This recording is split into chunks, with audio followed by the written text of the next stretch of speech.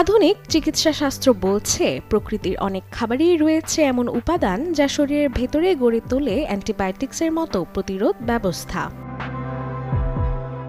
এর মধ্যে প্রথমেই রয়েছে রসুন। এটি একটি সুপারফুড হিসেবেই পরিচিত।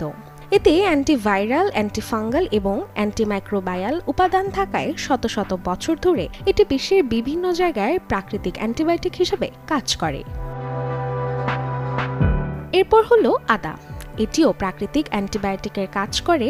আদা ক্যান্সারের ঝুঁকি এবং নানা ধরনের হজমজনিত জটিলতা কমায়। এ তালিকায় থাকা আরও একটি খাবার হলো হলুদ, যার গুণাগুণ রয়েছে অগণিত। হলুদে উপস্থিতি কার্কুমিনকে প্রাকৃতিক অ্যান্টিবায়োটিক বলা হয়, কারণ কার্কুমিনে শরীরে উপকারী শক্তিশালী অ্যান্টিঅক্সিডেন্ট এবং অ্যান্টি ইনফ্ল্যামেটরি বৈশিষ্ট্য রয়েছে।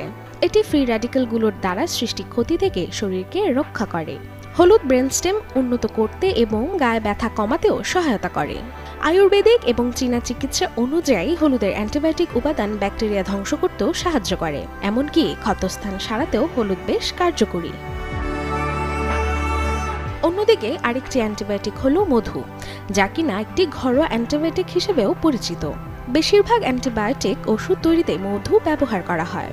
এর অ্যান্টিমাইক্রোবিয়াল এবং অ্যান্টিসেপটিক উপাদান বিভিন্ন ধরনের সংক্রমণের বিরুদ্ধে লড়াই করে, এমনকি মধু ব্যাকটেরিয়ার বিকাশও প্রতিরোধ করে।